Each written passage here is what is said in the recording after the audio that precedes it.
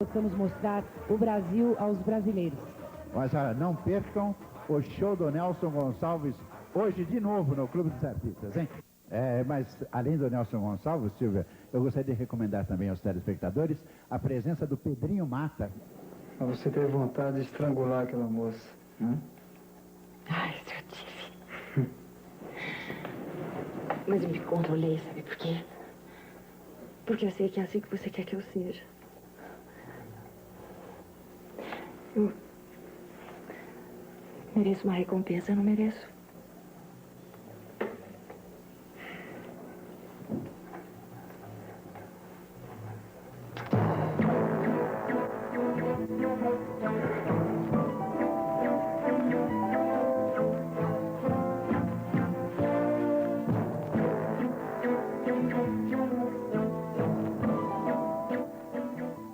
A coroa difícil de sair.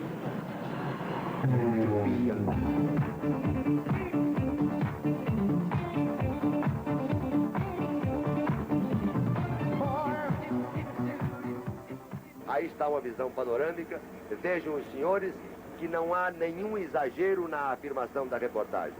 Prédio inteiramente devorado pelas chamas. O que, de certo modo, estranhou, causou estranheza aos homens do fogo. Foi o fato de, num edifício atingido desta maneira pelas chamas, horas depois, ainda fossem encontradas pessoas vivas. Cerca de 150, algumas em estado bastante grave. Checkmate. Emoções maiores a cada capítulo. Rodolfo mudou muito, realmente. Eu e ele estamos namorando. Você não tinha me dito isso. Checkmate. Em cores. 15 para as 8. A gente vinha para cá de manhã e saía daqui à noite. E não havia, não compensava sair daqui durante o correr do dia, ir para casa, ir almoçar. Não. Aqui era a vida da gente. Aqui a gente trabalhava, aqui a gente almoçava no restaurante do Jordão, que tinha uma concessão, que a gente reclamava permanentemente da comida. Aqui a gente brincava, aqui a gente ensaiava e aqui a gente fazia os programas à noite. Porque nessa época tudo era absolutamente ao vivo. Então tinha os teatrinhos da tarde, aquelas coisas todas, e a gente escrevia, trabalhava. E aqui era o auditório também, o auditório da cidade do rádio. Então a gente realmente passava o dia aqui. Mas tinha uma hora que a gente tinha que ter um entretenimento. Então a gente inventou um lugar aqui para jogar peteca. Mas era assim, uma rede de vôlei, mas como o espaço não era muito grande, em vez de bola, era uma peteca. E havia os times, que era o Túlio de Lemos, com aquele braço sempre engessado que jogava com a outra mão. Havia o Aurélio Campos, Roberto Silva, Ribeiro Filho, Heitor de Andrade. Enfim, um grupo grande. Eu fazia parte, J. Antônio Dávila. E o Otávio Gabos Mendes ficava... Esse pátio era ao lado da sala do Otávio Gabos Mendes. E ele ficava na janelinha da sala dele, torcendo. O Cassiano era menino ainda. E se no meio do jogo alguém desse um tranco no Cassiano, o Otávio ia na galeria dele, ele considerava isso uma sacanagem. Então ele ia na galeria dele, onde tinha as fotografias nossas todas, pegava uma das fotografias e botava de cabeça para baixo. Porque ele estava de mal com a pessoa, porque o Cassiano tinha levado um tranco na peteca. Mas isso era o nosso divertimento, e as meninas todas ficavam torcendo pela gente. Laura, Vilma Betivenha, Lia, Érica Camargo, ficava toda, Lolita Rodrigues, ficava toda a torcida. E um dia, no meio desse jogo, isso a gente fazia assim entre 3 e 4 horas, que era a hora do descanso.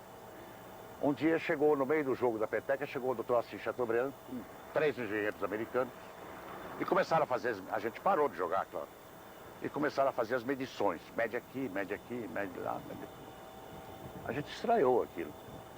Então um de nós, não me lembro quem foi, disse, doutor Assis, o que está acontecendo? Por que essa medição? E o doutor Assis disse, aqui que vai ser o estudo de televisão. Aí a gente falou para ele, mas aqui, no nosso lugar de jogar peteca, por que não faz o estudo em outro lugar? Vai ser aqui mesmo, aqui que vai ser. Aí ele saiu com os engenheiros, A gente voltou pro jogo da peteca, dizendo, televisão no Brasil, quando? Isso vai ser para daqui a 10 anos, 15 anos, nunca. Vamos continuar a jogar peteca. E um ano depois, não 10, um ano depois, nós, que trabalhávamos na cidade do rádio, os jogadores da peteca, estávamos inaugurando naquele lugar a televisão, a primeira televisão da América do Sul, que chamava na ocasião PRF3 TV. Foi a TV Tupi depois. Ah, meu Deus, foi um apuro tão grande, Júlio. Eu pertenci ao elenco da Tupi Difusora, as emissoras associadas. Rádio. De repente, o que acontece? Vem televisão. E eu fui escalada pelo Dermival Costa Lima para fazer a apresentação inicial do programa. Menino, decorando pela primeira vez, habituada a ter o script, onde até o boa tarde era lido. Você já pensou? O meu apuro. Eu dizia todos os prefixos das emissoras associadas no Brasil, até chegar a PRF3 TV, Canal 3, que apresentava naquele instante o primeiro programa de televisão do país. O que você dizia exatamente? Ah, Júlio, você não está pedindo muito de mim. A síntese. Ah, existia uma palavra nova, terrível. Nós saímos do ouvintes para telespectadores. Você sabe o que é uma palavra nova na sua vida, né? Não era uma palavra, era um palavrão. Era um palavrão, a gente entripava, porque tripa é quando você erra, né? É a tripa. Era dificílima, só para decorar telespectador, para dizer sem titubear, eu devo ter levado uma semana. Era mais ou menos assim, senhoras e senhores telespectadores. Senhoras e senhores o quê? Telespectadores, até hoje é difícil, até hoje. Neste momento, as emissoras associadas do Brasil, PRF, qualquer coisa de Belo Horizonte, de Curitiba, do Rio de Janeiro, até chegar a PRG2, Rádio Tupi de São Paulo, PRF3, Rádio Difusora de São Paulo e PRF3 TV, Canal 3, apresentam neste instante, orgulhosamente, sob o patrocínio de tal, o primeiro programa de televisão. Você estava muito nervosa? Nervosa eu estou agora. Eu estava em pânico. Mas eu disse tudo. E não errei, sequer telespectador. E eu agradeço esse exercício, esse primeiro exercício da minha memória, porque é o que eu tenho como teleatriz até hoje. É a minha memória. E nós nos atiramos a isso como um brinquedo novo. Ninguém conhecia, ninguém sabia o que era. Então era tudo realmente uma loucura, mas uma loucura linda, bonita, maravilhosa. Você tinha vindo de onde? Eu tinha vindo do rádio, eu estava aqui. Esse portãozinho era diferente, era a entrada da Rádio Tupi Difusora. Eu estava aqui desde 43, trabalhando sob a direção de Oduvaldo Viana, Otávio Gabus Mendes, fazendo novelas de rádio. E quando a televisão veio, existia um elenco de rádio, né? Então nós fomos os escolhidos e fomos os pioneiros. E a Tupi foi um verdadeiro celeiro de atores, porque foi aqui que nasceu tudo. Nenhum de vocês nunca tinha visto uma única câmera? Nunca. Vimos, para começo de conversa, a televisão veio em caixotes, embarcados dos Estados Unidos para Santos, e chegaram aqui em caravana dentro de caixotes. Cada câmera que abria, cada caixote era uma surpresa. E assim nós fomos aprendendo. Um dia ligaram uma câmera, a gente fez um teste de maquiagem, alguém falava. Então era realmente uma novidade, era o desconhecido. Ninguém sabia nada de televisão? Nada, com exceção de alguns técnicos, o Mário Alderig, o Edo, Jorge Edo, que estiveram nos Estados Unidos fazendo pesquisas e fazendo um aprendizado. Eles conheciam, mas atores, nem diretores, ninguém tinha experiência nenhuma de televisão. Nós apenas sabíamos falar. E daí o resto nós aprendemos. Ou ao vivo, por exemplo, a gente terminava uma cena e tinha que estar em seguida na outra cena com outra roupa, ou então outro cabelo, um brinco. Então, por exemplo, o Cassiano, o Tito Bianchini, o Galão, eles faziam assim. Eles vinham fazendo um close na gente. Enquanto a câmera vinha aproximando, os colegas iam te ajudando a tirar a roupa, você vestia outra roupa. Enquanto isso, você ficava fazendo expressões para a câmera? Enquanto isso, você fazia expressões. Se era um drama ou se era uma coisa, você ia segurando a cena. e muitas coisas, por exemplo, outro... Agora não acontecia, às vezes, da câmera não tá em close, mas está mais aberta. Acontecia. E você trocando de roupa? Ah, mas pegou várias vezes a gente falando com o colega, me dá isso aqui, ou então a gente acabando de se trocar, ou então acabando de pôr um grampinho no cabelo, acabando de sair de um cenário que era embaixo, era um cenário que tinha uma cena em cima daquele cenário, a gente subindo, um colega fazendo cadeirinha pra gente subir. Isso foi pego 1000 vezes. Isso tudo no ao vivo, né? Que foi o começo.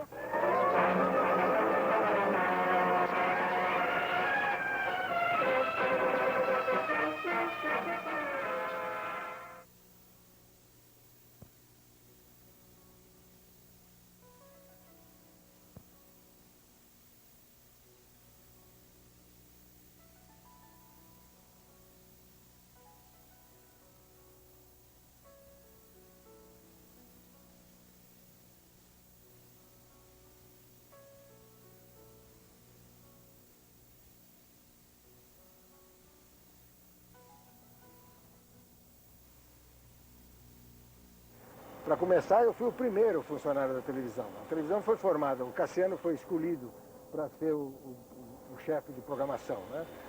E tinha um cenógrafo, que era o Carlos Jacquieri, não o Francisco Jacquieri, o Carlos Jacquieri, irmão desse, que todo mundo conhece. O Carlos Jacquieri tinha um cenotécnico, um marceneiro, chamado Miúdo. O nome dele era José de Alcântara, e o apelido dele era Miúdo. E eu.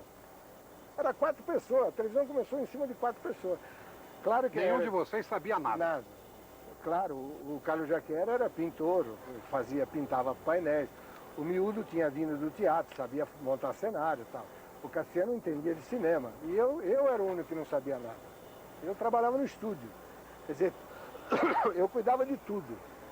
Escalação de gente, ir buscar roupa na casa de teatral, porque nós não sabíamos nada, mas éramos muito pretensiosos. O dia 10 dias depois que inaugurou, 20 dias depois, nós fizemos um teleteatro já, ainda não era o TV de Vanguarda, era um primeiro, que foi A Vida por um Fio. Um negócio dificílimo, que precisou ensaiar durante 3 dias. A Lia de Aguiar é que fez a Estrela, que depois no cinema foi feito pela Bárbara Stanwyck, né? E durante 3 dias nós ensaiamos aquela coisa. Era um negócio difícil, ao vivo, com passagem de tempo em cima de relógio. Eu tinha 3 relógios. Você nunca se viu em TV colorida? Não. Vou me ver pela primeira vez. É. Você foi uma das mais famosas garotas propaganda da televisão brasileira. O que era uma garota propaganda? Eu fui famosa, não era por ser famosa. Fui famosa porque eu aparecia demais na televisão. Me apelidaram na ocasião de Indinho da TV. Você fazia, em média, quantas entradas ao vivo por noite? Cheguei a fazer 13 numa noite. 13? Anunciando produtos diferentes numa só noite? Numa só noite. Que tipo de produto você anunciava? Ah, eu fui de perfume a massa de tomate. Não havia praticamente o videotape. Não, né? Nem se falava. Eram raros os filmes publicitários e a televisão utilizava bastante as garotas. Sem dúvida. Você pode agora, de maneira espontânea, dar um exemplo? Digamos, apanhe sua bolsa. Eu vou fazer aqui para você. Apanhe sua bolsa, Júlio, você pode mostrar como é que é. O que foi o meu teste na televisão, escondido da minha família. Foi assim. Me deram, o que você vai fazer com uma bolsa, digamos assim? Então eu apanhei uma bolsa que não era minha, porque era até muito elegante, e olhei e falei assim, amigos telespectadores, eis aqui uma bolsa maravilhosa para acompanhar qualquer traje, desde a parte da tarde até a noite. Por exemplo, essa é uma bolsa branca, toda de pequenos detalhes, é diferente. Um cabo de tartaruga. Mas vamos ver internamente, o que interessa também é uma bolsa espaçosa, cômoda.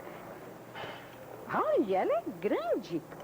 Olha, tem escova de cabelo, cabe um vidro de remédio, cadernetinha de endereço, deixa eu até olhar. Opa! Espelho, tudo que uma mulher precisa levar no seu dia a dia. Você pode poder encontrar essa bolsa com um preço excelente, digamos, aí eu dizia, né? Lojas Mário. Qualquer coisa. Loja M, pontinho. Boa noite. Mas o meu boa noite era constante, porque daí a 10, 15 minutos estava novamente a Ana Maria no ar. Com roupa diferente? Com roupa diferente. Outro penteado? Outro, às vezes não dava nem pé. Às vezes só consertar um pouquinho a maquiagem e voltava para o ar. E você conseguia decorar o texto de 10, 12 produtos diferentes todas as noites? Você sabe que fica uma coisa muito curiosa. Tinha textos que a gente era obrigada a decorar, mas a prática levava aquele... Rapidamente você conseguia aprender aquele texto. Mas às vezes o texto não era bom, outras vezes chegou de última hora, então eles faziam uma abertura e um encerramento para que você pudesse ajudar também a direção de TV. Então a gente iniciava de uma X maneira que já estava combinado, e o encerramento de uma X maneira. O miolo, você dava o melhor que você podia. Então dependia muito da capacidade de cada uma. Sivuca, você começou na Tupi em que ano? Comecei em 1952 como engraxate. Como engraxate? Como engraxate. Engraxava aqui na porta da Padaria Real. Aí um dia, seu Heitor de Andrade passou por aqui e viu aquele moleque, aquele garoto, né, de cabelo branco, cabelo branquinho e sardento, né? E engraxa meu sapato. Só que é um sapato crocodilo, couro crocodilo. Deixa comigo. E ele foi até o barbeiro, acabou de engraxar o sapato, foi até o barbeiro e falou, tem um sardento lá fora que tá precisando de trabalhar, viu? Aí o barbeiro lá veio aqui, me pegou, me levou lá para dentro. Comecei a engraxar de segunda a sábado, eu engraxava na porta do Lau, né, na barbearia do Lau. E de sábado e domingo tinha Festa na Roça, né, Luber em casa. Eu engraxava para a turma do Festa na Roça dentro do bar do Jordão. E na condição de engraxate, você foi conhecendo todo o elenco da TV Tupi. Hoje eu considero que esses caras, essas pessoas que são os atores, os diretores, que hoje você já entrevistou todos eles, bem dizer, substitui o meu pai. Até hoje eu tenho nas narinas o cheiro do material eletrônico. E da borracha. O cheiro da câmera, e da borracha da câmera, o cheiro da câmera. E o cheiro da tinta de cenário, da cola de cenário. Até hoje, quando eu chego num lugar e eu sinto o cheiro de material eletrônico ligado, aquilo funciona para mim como aquele perfume que tinha a namorada do primeiro amor. Eu chego perto do... Agora essas câmerazinhas, né? Essas coisas... Os cameramans são maiores que as câmeras, né? Naquele tempo o cameraman tinha que ser do nosso tamanho. O cameraman era escolhido pela sua capacidade também física. Porque você pegar uma Marconi com aquele... com o pedestal... Um alimentador. Não é? Com alimentação. Com fonte de alimentação, era praticamente 90 a 100 quilos que você tinha que empurrar. Tito, o que era a Padaria Real? A Padaria Real é um sonho dos mais fantásticos que fazem parte da minha vida e que fez a parte da vida de todo mundo, que a gente vai se lembrar aqui, vários novos com os quais você até já deve ter entrevistado. Eu estive aqui com Laura, com Yara, com Chico, com Galon, com Cassiano, com Rubens, Carlos Alberto de Oliveira, que faleceu a semana passada. Enfim, a Real era um ponto de encontro de todas as noites, onde se tomavam os grandes porres, após os trabalhos, né, Chico? Como hoje? Um pouco antes também, para poder fazer um TV de vanguarda, um TV de comédia, a gente se empolgava bastante. O que evoluiu mesmo foi a produção. A produção hoje é que é excepcional, que é rica, que é grande, que tem centenas de pessoas e guarda-roupa e cenários maravilhosos. E naquele tempo a produção não existia. Porque a televisão hoje continua sendo câmera 1, câmera 2, câmera 3. Agora, com a DO tem certos efeitos que a imagem faz assim, faz assado e tal. Mas em termos de novela, em termos de dramaticidade, é câmera 1, câmera 2, câmera 3. O que evoluiu mesmo foi a produção, que está atrás das câmeras. E naquele tempo, nós tínhamos a câmera 1, câmera 2, câmera 3, mas não tínhamos produção. Então o Ribeiro Filho havia uns esquetes assim, né? Então tinha aquela história a história tradicional do marido que chega em casa fora de hora e encontra um outro dentro de casa e a mulher esconde o outro dentro do guarda-roupa. E eu achei que como é que podia esconder uma pessoa dentro do guarda-roupa se não tinha roupa? Então, de tarde, às 6 horas da tarde, antes da televisão ir pro ar, eu fui na minha casa, eu e o Ribeiro Filho, que tinha automóvel, era o único que tinha automóvel aqui no tempo. Nós fomos lá, pegamos toda a roupa do guarda-roupa do meu pai, botamos no carro e viemos e botamos no guarda-roupa.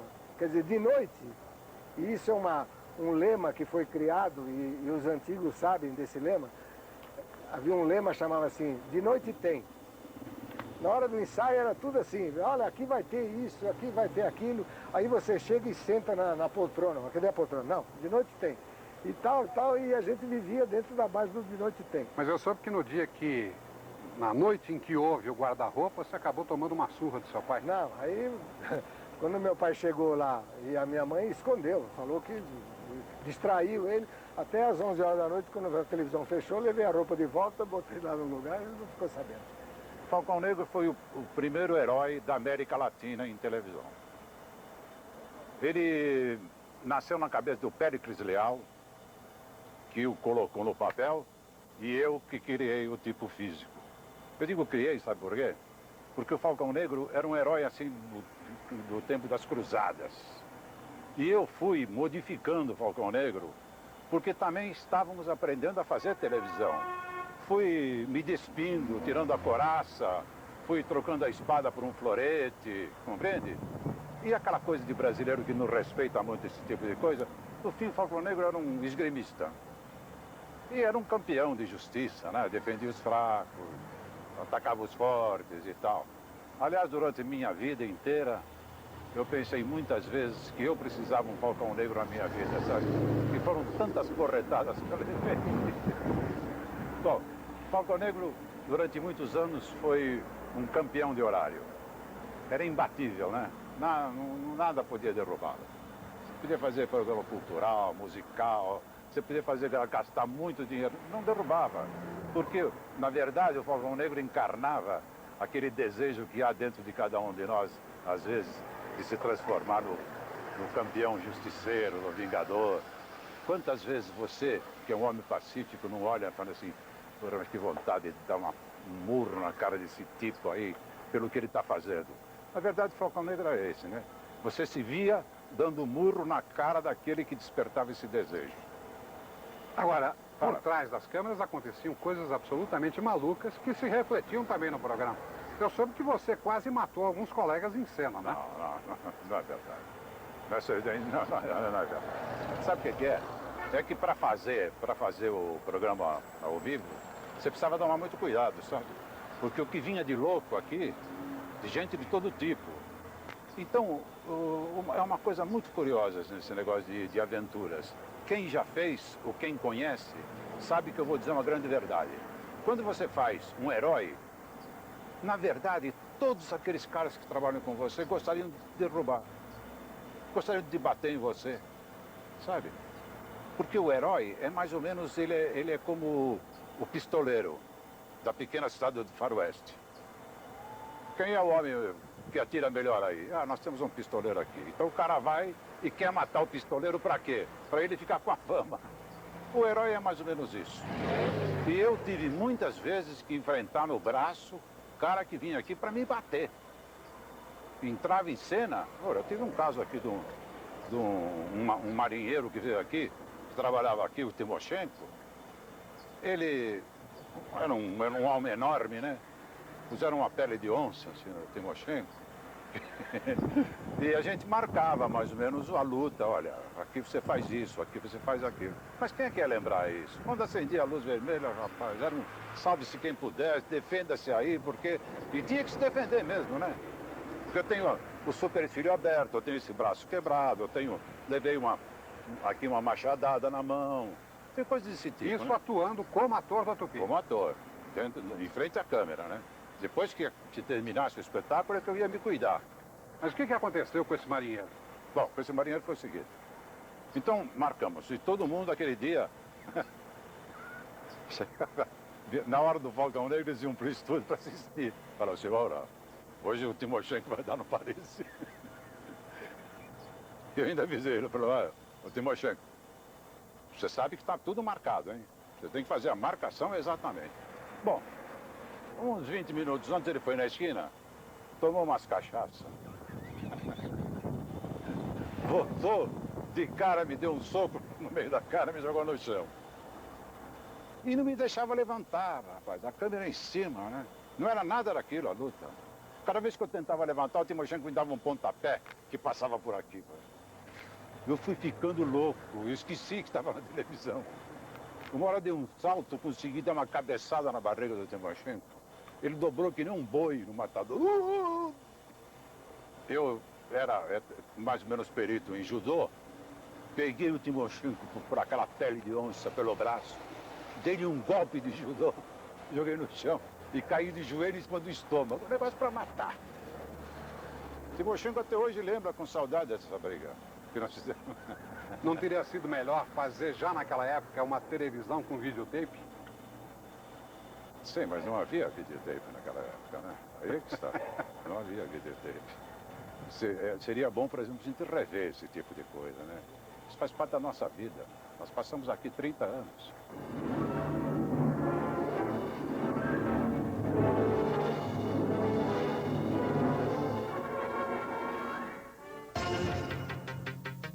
Tanto tempo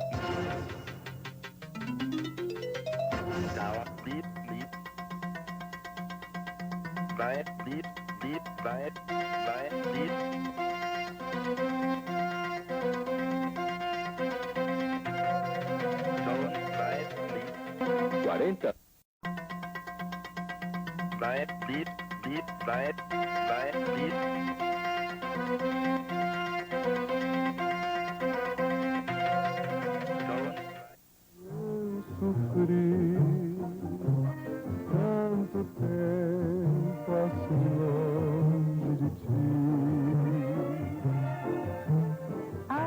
Minha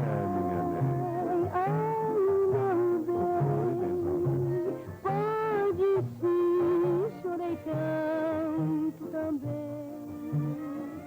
Hoje juntinhos, que beijo nós vamos trocar.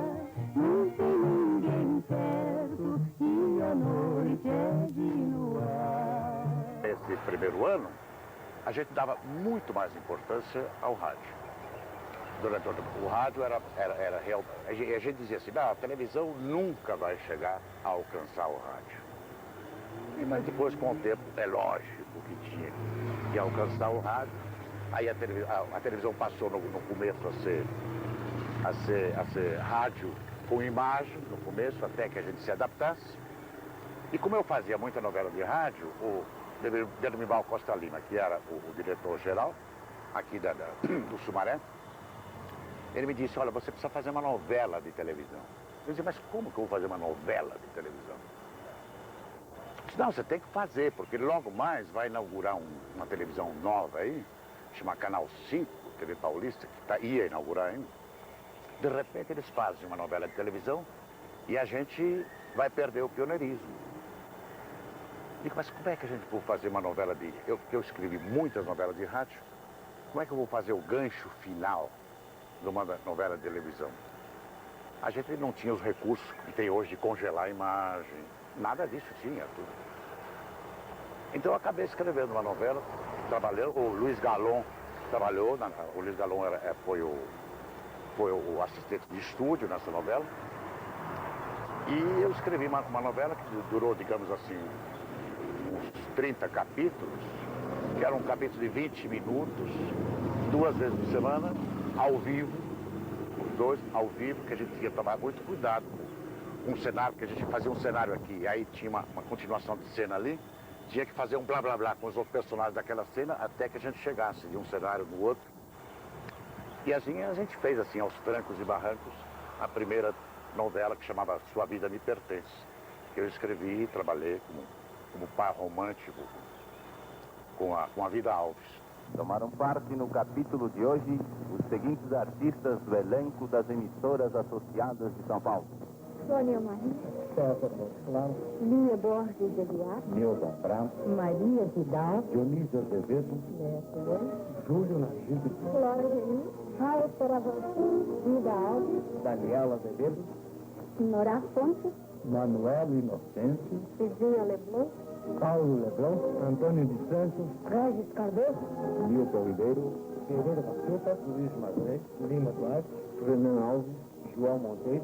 Cristo Gorgi e Anselmo do Ribeiro. Havia um espírito da Tupi que nunca vai morrer. Eu acho que ele vai durar enquanto houver televisão no Brasil. É o espírito do DNT. De noite tem. De noite tem. Acontecesse o que acontecesse. Falava assim, DNT. De noite tem. De noite tem que ter. Assim, falta o mundo, falta isso, ninguém veio, ninguém decorou, não tem dinheiro, não tem mais nada. Assim, DNT, DNT. A televisão brasileira existe graças ao DNT. Hoje eu sinto a responsabilidade daquele momento. Naquela hora, aquilo para a gente era uma rotina. A gente estava inaugurando um novo veículo, inaugurando uma televisão que para a gente parecia que era lenta e de repente estava inaugurando. Mas continuava sendo um pouco de lenta.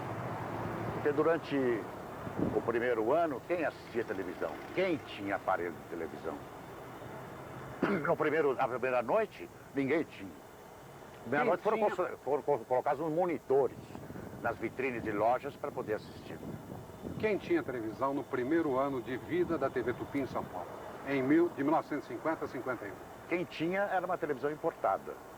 O doutor Assis, quando lembrou que estava inaugurando uma televisão e que ninguém tinha aparelho de televisão, que ele ia inaugurar, que 2 meses antes, ele importou umas televisões da Philips, ele mesmo, ele providenciou uma importação da Philips holandesa, importou, assim, digamos assim, 500 receptores e distribuiu entre pessoas, entre amigos, entre comerciantes, entre lojas, que é para ter quem assistisse. Quer dizer, no primeiro ano de vida, a TV Tupi contava apenas com 500 aparelhos ligados. Não no primeiro ano, mas, digamos, nas primeiras semanas. E mais tarde, aí foram aparecendo as indústrias brasileiras que começaram a fabricar receptores. Porque durante o primeiro ano, eu tenho a impressão que ainda no primeiro ano, só havia receptores importados. A gente nem sabia realmente o significado na época, né? A TV Tupi é a grande escola, tudo que existe aí foi plantado ali. A base está na TV Tupi. São todos filhos de Tupi. Queiram ou não. Negam ou não. A grande escola. A grande escola. Em todos os sentidos. Na relação humana, no espírito profissional. Isso já falando de técnica e de equipe e de direção e de tudo. Hoje, quando você conta a história da televisão, não é a mesma que o Chateaubriand trouxe. Não é aquela televisão que nós fizemos com sangue, suor e lágrimas. E não faz parte de um período que eu considero extremamente importante, que é o período em que se construiu a televisão com idealismo. Hoje é tudo profissionalismo, né? Nós éramos idealistas. O dinheiro não era a coisa mais importante. O nosso trabalho, o resultado artístico do nosso trabalho é que era importante. Por isso que se fez todo tipo de experiência, considerando ainda que nós estávamos sozinhos, o que nos permitia fazer todo tipo de experiência. Lena, você está me ouvindo? Lena! Ai, estou cansada demais, Lena.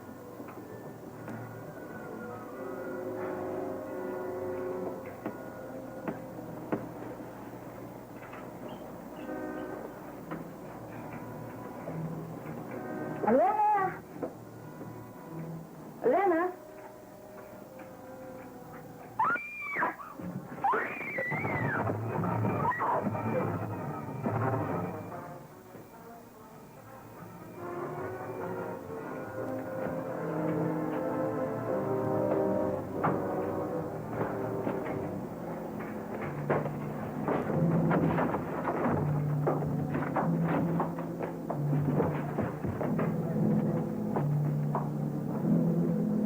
Olha, o mais maluco, em todos os sentidos, foi um dia que o Jaime Barcelos quebrou a perna em cena.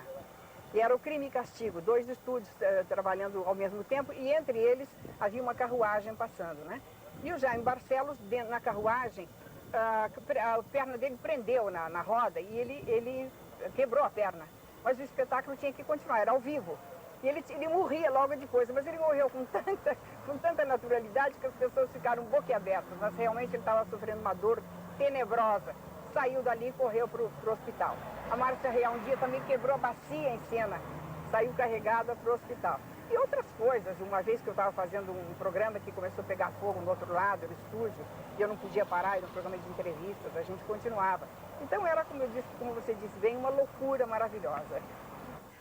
Teve um TV de comédia do Vietri que a gente não tinha o terceiro ato pronto. Não sei se era ninótica, era uma coisa assim, era uma peça russa. Feito ao vivo. Feito ao vivo. E a gente dava conta, então realmente eram coisas malucas, porque a gente conseguia fazer os 3 atos. Às vezes a gente tinha 2 atos ensaiados, prontos, o terceiro não estava pronto, por falta às vezes de tempo, porque ficava só naquele primeiro e segundo ato, e no dia o terceiro ato saía com toda a responsabilidade. Mas peraí, vocês não ensaiavam o terceiro ato e faziam? E fazíamos o terceiro, por exemplo, haviam leituras antes dos ensaios propriamente ditos, com cenário, com tudo. Então a gente tinha mais ou menos na cabeça o que era um terceiro ato. Isso a ideia do autor. Mas a gente ia em frente. Quer dizer, vocês criavam diálogos. E a gente criava em torno daquilo. E ia direto. E ia muito bem.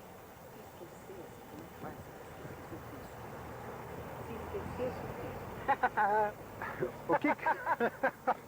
A Lia de Aguiar está aqui do meu lado me perguntando o que acontecia com vocês, atores, atrizes, quando vocês esqueciam o texto? Aí eu quero defender essa turma, porque essa turma era maravilhosa. Raras vezes esqueci o texto. Mas, por exemplo, o Jaime Barcelos uma vez estava fazendo uma peça muito difícil. A gente fez tanta coisa que eu não lembro mais. E o Jaime esqueceu. E a gente estava em cena. Tava eu, tava Jaime, tava Vida, Alves, me lembro se Lia, tava. E o Jaime foi saindo de cena. E a gente indo atrás. E o câmera afastando. Mesma coisa que se eu for ali em frente, o menino vai... Aconteceu isso. Então vem fazendo comigo. Ele foi saindo para quê? Para lembrar o texto? Ele foi saindo para ver o que o contra-regra, o diretor de estúdio, estava falando. Aí ele leu o texto e voltou a explicar como é que era? Ele leu, não. O contra-regra, o diretor de estúdio, disse a fala em seguinte. Ele voltou e... Era assim. Era muito bonito, porque era assim, era uma coisa... Era artesanal. Ser garota propaganda dava algum status especial? Eu acho que sim. Eu acho que sim. Dava. Não para as famílias tradicionais. A gente não era vista com bons olhos. Por quê? É uma informação muito errada que aquele pessoal tinha na época. Até admito, sabe? Mas era muito bom, era uma família tão unida, era tão gostoso trabalhar na Tupi. Era tão bom, tão gratificante, tão agradável. E o pessoal tinha uma certa ressalva. Mas era uma festa ao mesmo tempo, quando você saía para a rua, que todo mundo reconhecia, era muito agradável. O que você fazia como diretor de estúdio nos estúdios da Tupi? Na Tupi, eu fiz TV de vanguarda, fiz Grande Teatro Tupi, fiz Estúdio 4, fiz Grandes Atrações Pirani, com 17 anos de idade. Sempre ao vivo? Sempre ao vivo. Qual era o grande problema de fazer televisão ao vivo? Ou o grande sabor de fazer televisão ao vivo?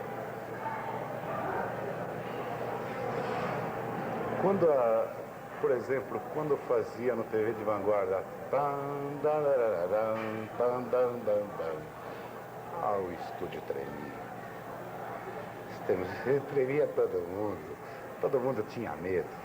E quando terminava, a padaria real tinha que estar aberta. Por quê? Era uma festa. Aí era uma festa. Laura Cardoso, você acompanhou o nascimento da televisão. E 40 anos depois você continua trabalhando como atriz. Você foi atriz do período da TV sem VT e hoje você trabalha na TV com VT. Para o intérprete, qual a grande diferença? TV sem VT e TV com VT? Eu acho que a TV sem VT te dá toda uma agilidade como ator, todo um processo de criação. É quase que uma responsabilidade total. Porque, por exemplo, lógico, agora você estuda seu papel, você está prontinho. Mas se falha alguma coisa, o VT corta e naturalmente ele... E isso te corta o processo, por exemplo, que é uma coisa muito séria no ator, que é a emoção. Se corta a emoção, corta a criação. Porque é todo um processo de laboratório, Você faz um laboratório para você fazer um personagem. Então eu acho... Eu gosto muito do sem VT. Apesar de apoiar a tecnologia e tudo mais, acho maravilhoso. Mas ainda gosto mais, por isso que eu gosto muito de fazer o teatro. Porque é uma coisa que flui, que vem de dentro de você, que é uma criação do ser humano. Você tá criando uma coisa que tem que ser de verdade. Então, não sei, o VT tudo bem. Eu acho que é por causa do VT que tem essa inflação de atores. E tudo, né? Qualquer um é ator, qualquer um é atriz, qualquer um é cantor, qualquer um não sei o quê, não. Há 30 anos atrás, ou 35, havia uma seleção maior, porque havia a seleção do talento, do valor real. Então tem uma inflação enorme aí. Ainda bem que essas pessoas não ficam 20, 30, 40 anos, Júlio. Não ficam porque não tem estrutura para ficar. Nos primeiros meses a gente trabalhava das 6 às 11 da noite. Tinha 3, 4 horas, 5 horas de televisão por noite. Depois criou-se um horário na hora de almoço, onde se começou a fazer edição extra de jornal. Mas assim, entre meio-dia e 2, aí saía do ar. Porque diziam que não podia ficar. Eu acho que não podia mesmo, sabe? Porque não havia tecnologia hoje. E os técnicos diziam, não pode ficar no ar o tempo todo e queima tudo. Mas eu acho que queimava mesmo, né? Eu tenho a impressão que os técnicos estavam certos. Porque a coisa era tudo muito incipiente, muito sem recursos. Então era assim, do meio-dia às 2 e depois das 6 às 11. E tem umas lendas também, dizendo que o Dr. Assis Chateaubriand quebrou uma câmera na noite da inauguração, porque arrebentou uma garrafa de champanhe na câmera. O Dr. Assis era um louco divino, mas não era um imbecil. Não ia bater uma garrafa de champanhe numa câmera, porque ele sabia que a câmera era uma coisa delicada. Isso não aconteceu, isso é lenda. Fiz muita coisa. O quê? Apresentei shows. Antigamente apresentei os cantores que vinham da Europa, Charles Trenet, Roland Gerbaud, Tony Dimas, que faleceu há 2 meses atrás, Raul Mota, uma série deles. Era programa de palco e, ao mesmo tempo, rádio e televisão. Quem fazia parceria comigo de início era o J. Silvestre e depois o Cláudio de Luna, lembra-se? Era muito simpático, era muita vontade. Não tinha texto para decorar, era bom por isso. Em seus aposentos particulares, cerca de 3 horas depois de ter entrado em licença, que valia por uma renúncia definitiva, o chefe de Estado, Sr. Getúlio Dornelles Vargas, precisamente às 8 horas e 35 minutos, pôs termo à vida com um tiro em pleno coração. A TV Tupi foi a minha vida. Eu vivi grande parte da minha adolescência, os meus sonhos de menina, de moça, de mulher, foram sonhados aqui. Talvez até nesse mesmo lugar. Então eu vivi grande parte da minha vida, grandes momentos felizes, sonhos realizados, tristezas, decepções, mas enfim, foi uma vida muito bonita. Foi uma parte muito linda da minha vida. Todos nós, o Dermival Costa Lima, Cassiano Gabos Mendes, eu, todos nós que fomos trabalhar em televisão, Homero Silva, Ribeiro Filho, Antônio de Andrade, todos nós colocamos no ar uma programação de televisão sem nunca ter assistido televisão na vida. Porque ninguém foi estudar televisão nos Estados Unidos, onde já disse, ninguém foi, pelo menos, assistir televisão nos Estados Unidos. Ninguém. Só o Dr. Mário Alderig, que era o técnico, diretor técnico da rádio, foi aos Estados Unidos fazer um curso de televisão e foi quem trouxe o equipamento de televisão, um equipamento que nós fomos receber junto com o Dr. Assis Chateaubriand. Existem até 1000 fotografias sobre isso. O Dr. Assis, a Érica Mago, eu, dentro do cargueiro, trazendo o primeiro equipamento de televisão para ser instalado aqui.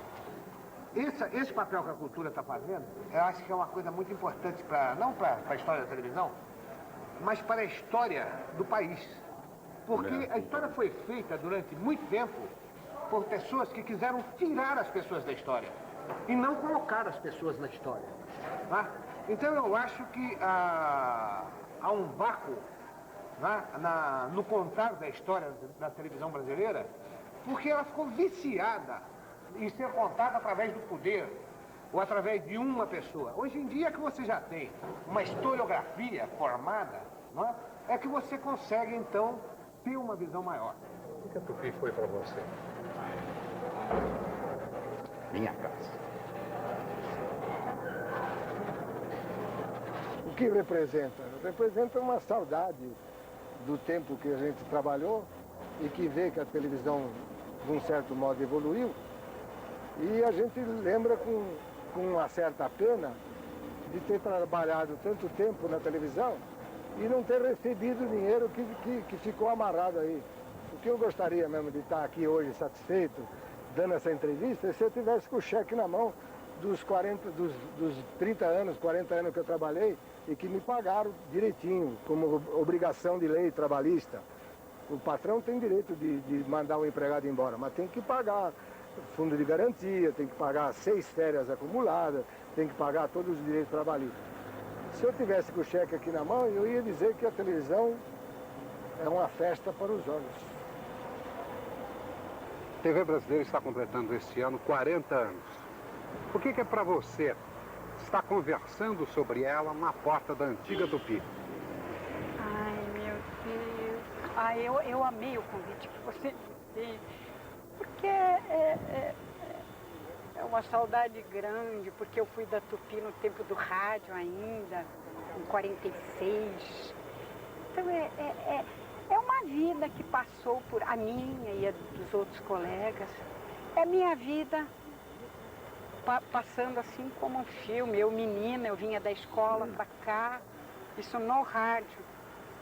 E depois veio a televisão. Então é algo muito bom. É algo muito bom estar aqui na frente. Quando eu entrei aqui eu tinha 16 anos. Para 17. É muito bonito. É muito. Se amou muito aqui dentro. Se viveu muito. Em todos os sentidos. Todos que passaram por aí. E eu acho que o que existe hoje aí na televisão é fruto do que se criou no celeiro que foi a Tupi. Foi o celeiro de atores, de câmeras, de diretores, de autores, de apresentadores, de tudo. Foi a grande mãe que deu a luz ao que está aí. Eu acho. Obrigadão, moça. Parece, nesse lugar, era o corredor da Tupi. Que levava para os estúdios, para a sala do Cassiano, né? Como é que você se sente hoje, caminhando por esse lugar, que praticamente foi demolido? Aqui do lado você tem o SBT, e aqui à esquerda tem a sede de uma futura emissora de televisão, que nada tem a ver com a Tupi. Como é que é isso? Bom, eu sinto, em princípio, uma tristeza muito grande. Porque aqui, se a gente pudesse fazer reviver, como está acontecendo agora, nós íamos trazer todos os nossos sonhos, todas as nossas frustrações e todo o desejo que a gente teve durante 30 anos de fazer da televisão uma coisa realmente importante que pudesse contribuir para que as pessoas que assistissem melhorassem sua vida com o nosso trabalho. Isso, infelizmente, poucas vezes aconteceu.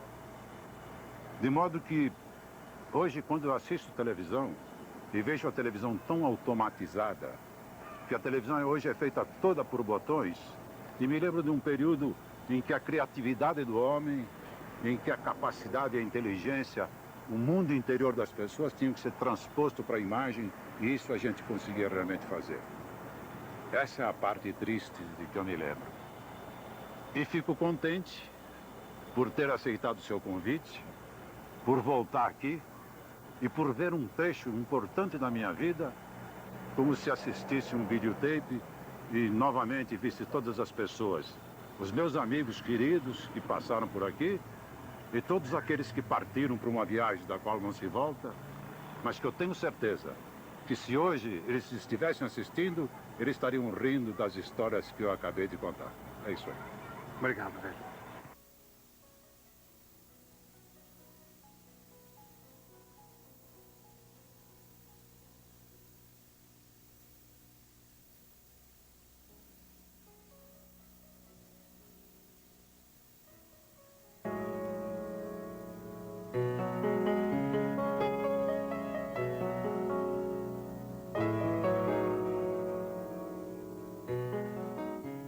Atenção para a posteridade, pessoal.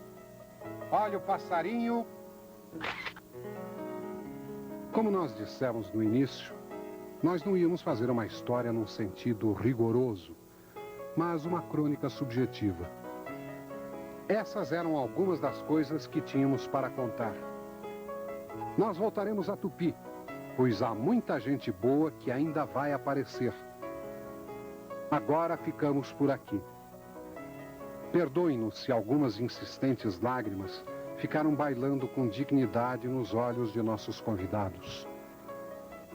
O tempo não para, e onde funcionava o antigo prédio, hoje o destino reserva espaço para uma nova emissora que vem aí, a Televisão Abril.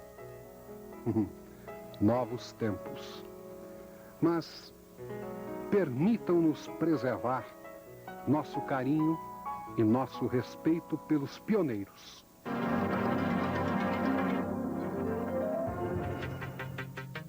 Don't